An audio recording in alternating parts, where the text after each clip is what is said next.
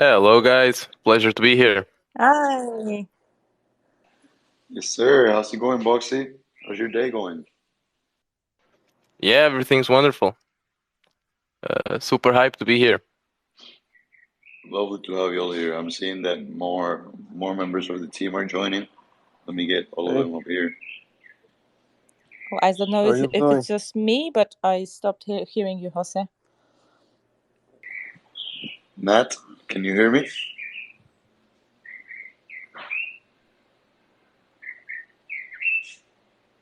Can anyone else hear me? Yeah. We can hear you. Hey, Fabric. Okay. What's up? Awesome. How's everyone doing? Well, this happens sometimes. I guess Nat can't hear me. I'm back. Sorry, my connection was shitty, but it's okay now. Can you hear me now, Nat? Yes, it's all good. I think it was on my part. Awesome. Well, good. I think we can start. I see a full house. Hello, everyone. Hey, Nat, you want to lead the spaces this time? No, Jose, you take the lead. You're the Twitter master. Okay, how's everyone doing? Thank you, everyone, for being here with us, and especially to the Hermes team for taking some time of their schedule to join this community event. And yeah, I mean, we are pleased to welcome everyone to this enticing Twitter Spaces with one of the community's favorite platforms, one of the community's favorite projects overall, which is Hermes. My name is Jose Fabrega. For those who don't know me, I'm the head of marketing for Metis, and I will be hosting this Twitter space today with my colleague Nat. Nat, you can say hi to everyone. Hello. Very happy to be here with you guys. Very happy to have you with us today, Nat. Thank you. And I love Twitter Spaces. And let's get a quick intro from the Hermes team. Marshall, Bugsy, Light, I guess. I guess Light is the one on the Hermes account. Like, please give us all an introduction from who you are. What's your role in Hermes? Yeah, so hello everyone, I'm Light, and I'm one of the co-founders and core developers of Hermes. And we're building.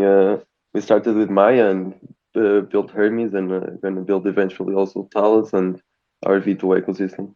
So, giving a quick intro, what Hermes is. Hermes is a liquidity renting solution. So it's a way for protocols and other ecosystems to rent liquidity and build and have users access to liquidity to trade on them. Awesome. Thanks for that quick intro. Marshall, Bugsy, you want to introduce yourselves as well? Yeah, so just like Light, we're all, us three, we are the core team, the core developers, taking care of the Maya ecosystem. And yeah, super stoked to be here and to present you not only what we've been building so far, but what we are bringing in the next steps also. Yeah. Hey guys, I'm Marshall, and I'm one of the co-founders as well. I mainly focus on the UI side of the protocol, but yeah, excited to be here. Awesome. Thank you all for those brief intros. I want to start with a little icebreaker. Like, we all know about Hermes. Or most people in here know about Hermes. They've heard about all the things that have went on in Hermes, like the huge TVL rushes that have gone through Hermes as well. But let's hear a little bit from your backstory, like from the Hermes team. I want to know what got you all into Web3. What actually made y'all say, hey, you know what? Like, we're gonna build a fascinating protocol. Like, we're gonna revolutionize Web3 pretty much. Like, what drove you into that? What was the first thing that drove you into Web3? And this question is for all three of you, so you can take turns if you want. Yeah, so obviously we all have a computer science background, and contributing for a permissionless and open future in general is obviously something we consider a passion of ours. And as soon as the three of us found basically the correct occasion to collaborate, having a long-standing relationship between each other, I'm sure we yeah, this is simply something I wouldn't say that we were meant to do, of course, but it's something we're very passionate about, of course. That's, in short. Yeah, I just want to add over Bugsy that yeah, it's kind of something that we wanted to do for a long time, and when we found the time, we decided to do it. And there's a lot of stuff that still needs to be made, and we are glad to help. Exactly, a lot of low-hanging fruit still reside in this in the crypto space. Love it, and love that in the response there was actually there was y'all touch on being passionate about permissionless future as well, which is completely true. It's crucial. Like nowadays, with everything being centralized by institutions, organizations, or whatnot, you literally depend on someone else allowing you to do something or not, depending on their judging, pretty much, or their interpretation of rules, which shouldn't be the case. And I was wondering, for those of us, you can think of me as one of them as well. Imagine a lot of like some of these people might have never heard about Hermes. How would you describe Hermes to a person which might not be the which haven't might haven't gone down the rabbit hole yet? Like you can think of it as a crypto noob. How could you describe Hermes to someone, to a newbie in crypto? Okay, I think I can tackle this one. So trying to keep it as superficial as possible. Well, Hermes is a completely open platform where users are able to exchange their tokens. Okay, so they can swap their tokens as well as put them to work and basically earn yield without ever having to give up the custody over their own funds. I think this is the shortest and simplest explanation possible. Okay, okay, awesome. For those, if there's any newbie in the audience, like feel free to comment or to add a tweet. You can comment on our tweets, and be like, hey yo, like I actually didn't get it, or hey, that was an amazing explanation. We would love to hear your feedback. And okay, let me see. I also was wondering, like now that you're, my bad for my dog in the background. I was wondering now that you are talking about the permissionless future, has the vision behind Hermes always been the same? Kind of like was your original vision exactly what the project that you have as of right now, or is this just kind of like part of the vision? What is your long-term vision with this, and have you deviated from it since you started building?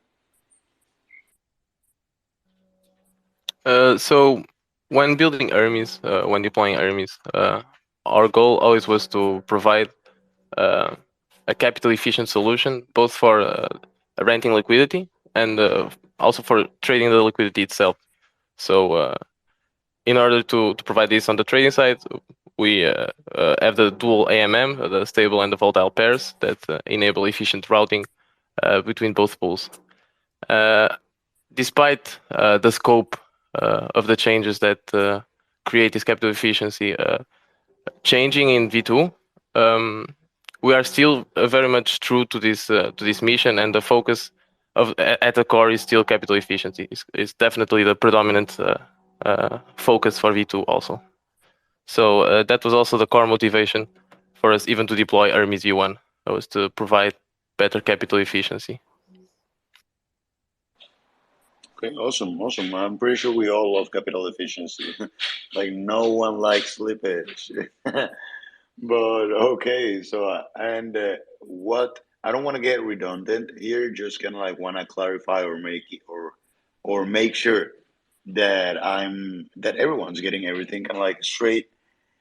What or yeah, what makes Hermes so special?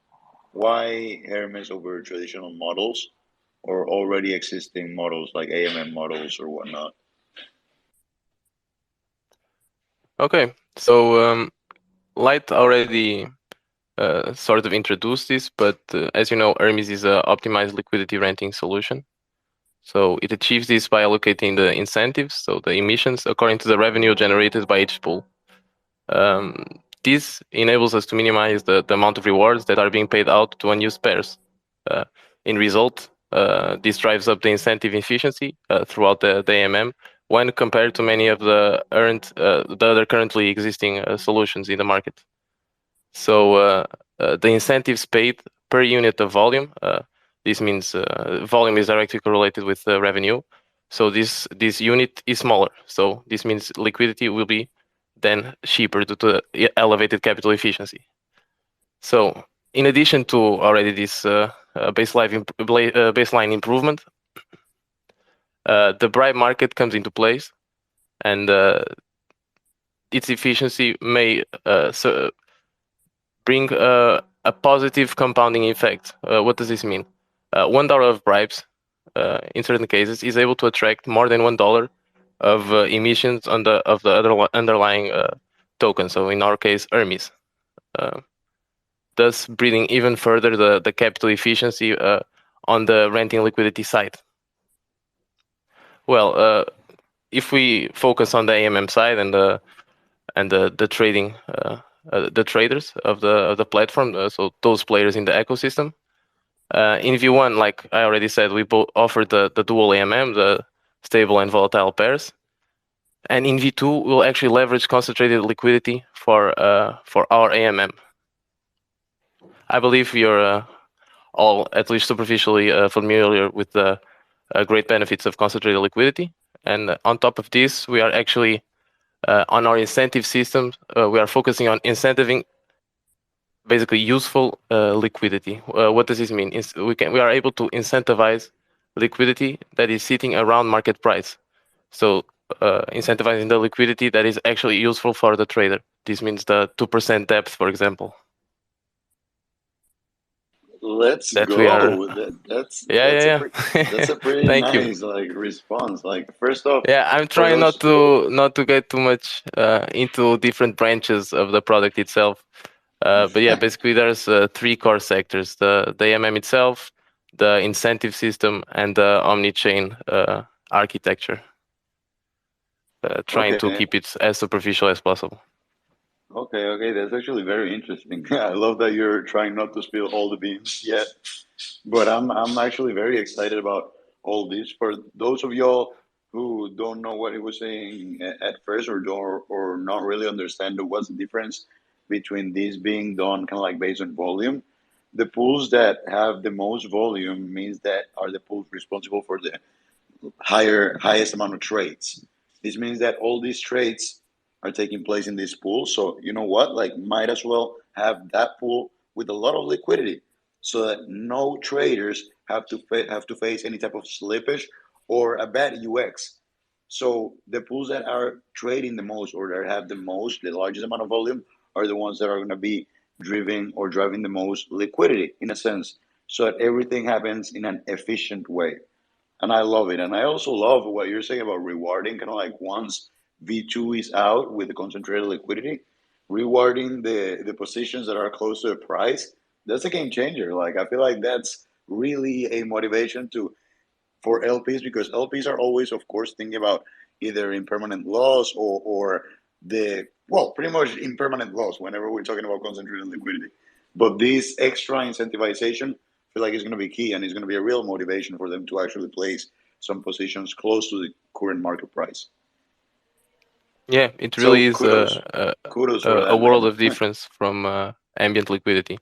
And if anyone has any questions regarding anything that we just talked about, please do leave questions so we can make sure to clear them out the best we can, obviously. Yes, please. If you have any questions, feel free to write them up. Either you can do it in a tweet, or at the end, you can also, actually, let's keep them on the tweets. That way we can take it, we can answer all of them in a coordinated way. And okay, awesome. Let's see what else I have for you. What else? I mean, I'm personally interested in locker, kind of like in the bribing side. And I know that's an area most of the community or a lot of the community might not really like dominate 100%. You just went over it a little bit, kind of like I mean, it wasn't that superficial. You actually touched like pretty solid on it. But would you mind giving us a full little overview of what are these locker contracts and the bribes, and why are they so attractive?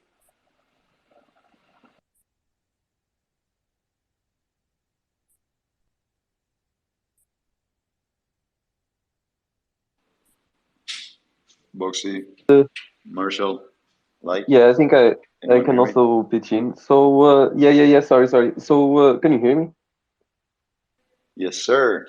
Yeah. Okay. So basically, the whole reason behind bribes is to, as Bugsy also mentioned, is to get more emissions than value deposited. So analyzing other projects with a similar approach to the participant compensation is basically uh,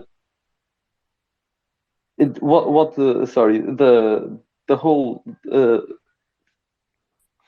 the whole reason behind bribing is to get liquidity at a cheaper price uh, than if they were to deposit these incentives directly to the pool. So if there is $1 deposited, there generally is for example a multiplying factor over every one of each of these dollars. So every project that's seeking to, for example, rent liquidity for their users, they essentially want to use these solutions to bring down costs of doing that. It can, for example, if instead of paying 100K, they can pay, for example, 50K. In some cases, more or less, of course, but there's a discount on renting liquidity. What we are actually aiming for V2 is that with using Uniswap V3 and using concentrated liquidity, we can even bring this cost even down and essentially multiplying this even further. And essentially, instead of actually using 100K to pay for liquidity renting, you can pay 5K, some cases even less, to attract the same useful capital. So this is a huge capital improvement that's happening, and that's what we aim to do. Like, we need to start having more of these because I need to be like really up to date on this. This sounds like super interesting. I'm actually like getting excited throughout this call, you know? Like I feel like there's not enough like documents on the Hermes side, and I'm not saying it in a negative way. I'm saying like I want to read more about it. So like please keep us all updated. All this improvement sounds fascinating, and I would love to follow them like very closely. There's a part that I wanted to ask about or elaborate here in the AMA. There's this concept, or there has been a lot of talks also in the community about what exactly does it mean to lock your Hermes forever? Because moving from V1 to V2, it's gonna be kind of like you're gonna or the protocol is gonna migrate that function from being a temporary lock to a permanent lock. So a lot of people, or I mean, like people that have come ask me, have been like, "Yo, like, what exactly does this mean? Like, am I like never seeing this money again? Like, what's up?" I just wanted to see if you could elaborate a little bit more on this for the community and explain them what exactly the like does it entice to have your Hermes locked forever.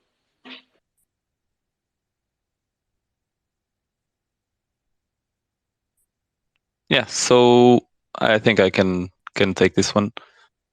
So basically, what this means is in Hermes V2, instead of locking, for example, for 4 weeks or 4 years, you instead burn your tokens in order to receive the B Hermes, which is equivalent to the V Hermes. So what this basically does is improve the user experience throughout the whole platform, especially for DAOs, which would eventually have multiple NFTs and would have to vote every week and have to go through a tedious process of to reach the maximum gain of the protocol, basically.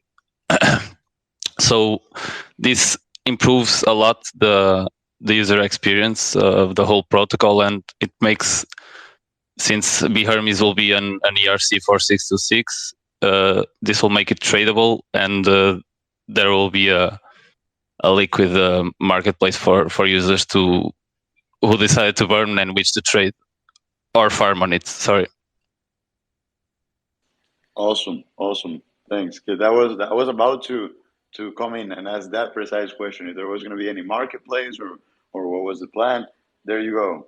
All community members and even people that were asking me, like, you're gonna have marketplaces to trade this token. It's not gonna be like oh, like you got like be hearing me. It's like, well, like you got to keep it forever. I mean, like, yes, you can, absolutely. There's also going to be marketplaces to, just like you can trade Hermes for Metis or Hermes for USDC, you're going to be able to trade B Hermes for Metis or B Hermes for USDC. You can think of it similar to the model of either STETH or LETH or all these ETH, like STETH, LETH, or all these kind of like models of staked ETH, or yeah, kind of like in which you can do both, kind of like receive an underlying yield for something and then still utilize that token for something else. So you can think of B Hermes literally as a functional Hermes. But yeah, and Yeah, exactly. what else do I have? Yeah, I wanted to ask, kind of like, I don't know if y'all can talk like broadly on this, but what, like, I mean, no shade to the ones that are not, but I'm interested in knowing what are your favorite protocols in the Metis ecosystem to work with, because collaboration is key for an ecosystem to flourish. So I feel like it's pretty necessary to also shine a light on those protocols that make it easy, like that make it cool, literally, like to collaborate with them, you know? So I don't know if you could tell us a little bit on that. Yeah, I think we can talk a bit on that, but I think overall the experience has been very pleasant. We've been here for, it's almost making a year now, a couple of months from a year, and everyone has been extremely professional. We'll have to make a sort of a distinction between everyone and Ethereum, which are currently our biggest supporter, and they're like building on top of our protocol as well, and especially Thetis as well. And on the beginning when we launched, we were not known and we had nothing, and they really supported us, and they were also in our multi-sig, which gave a lot of respect in the Metis ecosystem. So I think overall it was a very nice experience, and we love to work with every protocol on the Metis ecosystem. Well, shout out to Thetis, shout out to Ethereum, and shout out to all these nice protocols from the Metis ecosystem as well. I love to hear that collaboration has been easy within the ecosystem, and I hope it gets way easier and way more efficient, and it flourishes a lot more. Because yeah, exactly. We can cooperate and bring each other up, right? And is there any type of like, this time I'm not necessarily talking about like names. I mean, you can add names if you want. Is specific type of DApp, kind of like just as we have seen, for example, like perpetuals or OTC desks, or I don't know, like aggregators, whatnot. Is there any type of protocol that you all kind of like, that the Hermes team would like to collaborate anytime soon with? Kind of like, is there any type of protocol that fits in your upcoming plan, on your own upcoming plans or vision for the next for the next half a year maybe? Yeah, so as we approach the V2 launch, we've of course been in touch with multiple protocols, and we've reached out and are currently in the talks. But I think it's fair to say that you guys can expect a couple of new partnerships announced before even audits, I think. And of course, the bigger players require audits, so we can make it public. So I think I can't spill the beans right now, unfortunately, but we'll keep everyone posted, of course, in our socials. Spill them. No, not kidding. Just kidding. Don't. But yeah, it's fine. I'm pretty sure I'm not the only one that is living these spaces.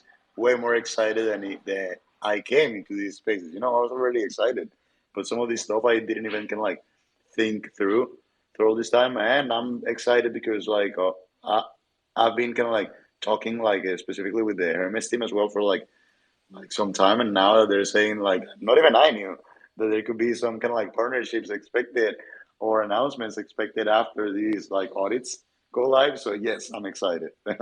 And, we have a couple of bases on our sleeve. Awesome. Let's put it that way.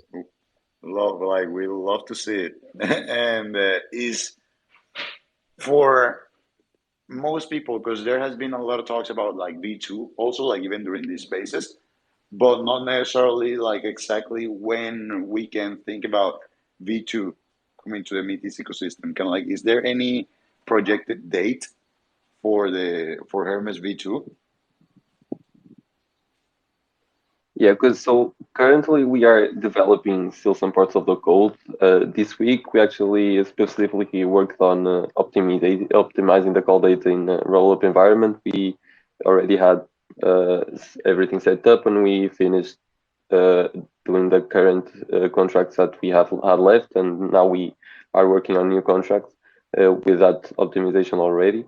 So we regarding what's left to be done, I think it's fair to say that we early next month we'll start audits. This obviously depends on a lot of stuff. So, but what we want to do is have 2 audits. So after the contracts are ready, we will. It also depend on how much the audits take. But we expect to launch at the end of the year, and that's kind of where we're at. While some components are already deep in the testing phase, we have invested in optimizing everything. So, and we have to test it multiple times and to extensively test to see if everything works out and is according to plan. So these things take time, but all for the best. Okay, awesome, perfect. I mean, end of year sounds pretty nice. And at the end of the day, we all want these proposals to be robust, to be pretty well done, and not to be a beta dressed as a fully a complete launch. You know what I mean? So I love that y'all are taking the time. I love that y'all are finalizing all those details that a lot of things other teams don't necessarily think about before launch. And yeah, I mean, I'm excited to see the ball getting rolling. I see that we are a little bit over time, but still, I'm a proceed with the final 2 final questions that I have for y'all, and a question made by the public too. So I was wondering, is there anything else worth mentioning, at least as of right now, or anything that we can know about besides or after Hermes V2? Is there any other further plans that you might have for Hermes?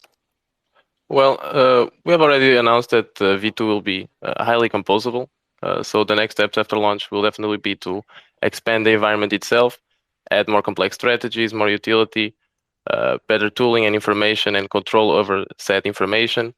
And we do have in mind what features we would like to see in our next big iteration, but we can't make them public at the moment since we need to get the numbers down first, and no need to get on top of get ahead of ourselves basically. But yeah, just to leave that small alpha. Absolutely, absolutely. No need to get ahead of ourselves. I just like I always say, but I still get ahead of myself. So my bad on that. So lastly, at least for my questions, what have you enjoyed the most about building in Metis? Kind of like, I mean, I think I've asked you before, like, why do you build in Metis? But the answer most likely will be like, oh, like super like fast and cheap transactions. So you can also kind of like reply why did you, but I'm gonna spin the question a little bit more to what have you enjoyed the most about building in the ecosystem. Oh yeah, definitely. From a builder perspective, having a low fee environment is always better to lower the deployment anxiety. Basically, that's how I like to call it per se. So this is something that is very much real in mainnet, but not so much prevalent in Metis itself. As to why we chose Metis in general, we are firm believers in L2 technology, and we believe it's a powerful tool to scale Ethereum. And obviously, we decided to bet on Metis as a true uncut gem. Just keep it short. Love it, love it. You won't regret it, baby. Like hell yeah, we on.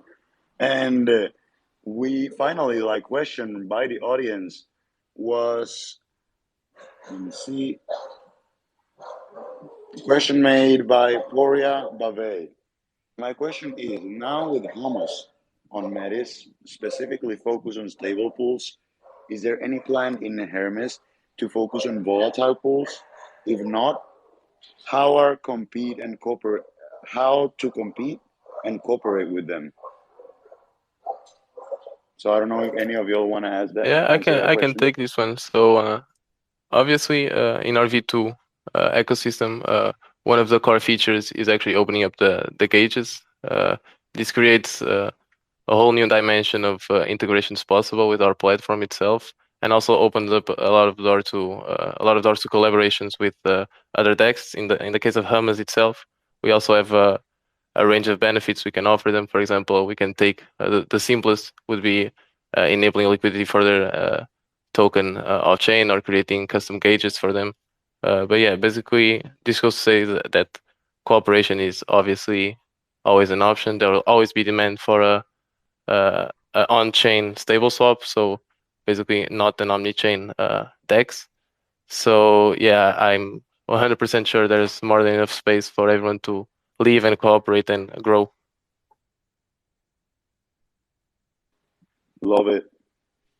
Love it. It's all about not kind of like I heard a phrase not long ago that I liked a lot.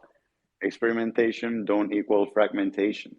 At the end of the day, we're all in this together. That is to grow the Web3 ecosystem, kind of like the Web3 industry as a whole, pretty much, and innovate. Like one of the things that I love about Web3 is the amount of people that are actually interested in making a change and kind of like changing something, fixing problems. It's not the average person that you meet in the street. And that's why I'm so bullish in just Web3 as a whole, in it revolutionizing like life as we know it, and improving life for a lot of people in different regions, as a lot of us don't know because we don't live in like a lot of those regions, or you might. But yes, I'm excited about all this. Like, thank you all, Hermes team, for your time, for joining us today. Thank you everyone for joining the Twitter Spaces. And if there's any questions you might have, feel free to DM myself. You can DM me. You can message Metis on Twitter, Telegram, Discord, and also please join Hermes Discord and Telegram channels. Their Discord is pretty lit. They always have community calls. Light, Marshall, Boxy, I don't know if you'll want to add anything else. Yeah, so thank you very much for having us. I'd like to actually add that we have a lot of literature and content regarding what we covered in this call. So obviously, please do check them out if you have the interest, and if you have any questions, come reach out to us. The team will answer all your questions, and yeah, that's about it. Thank you very much. All right, thank you guys, and thank you thanks everyone. all. Thanks Jose for having us. Thank you all. Thank you everyone. Thank you guys. This was thank awesome. Have you. a good one. Thank you And both, please, Matt and Jose. yeah. Great hosting as always. Thank you so much, Hermes team, for joining and answering all the questions. And guys, stay tuned. I don't know if you saw the announcement. We are going to have anniversary week. Andromeda is turning 1. So stay tuned. It's going to be very, very exciting. Thank you for now, and till the next time. See you guys. Thank you. See ya.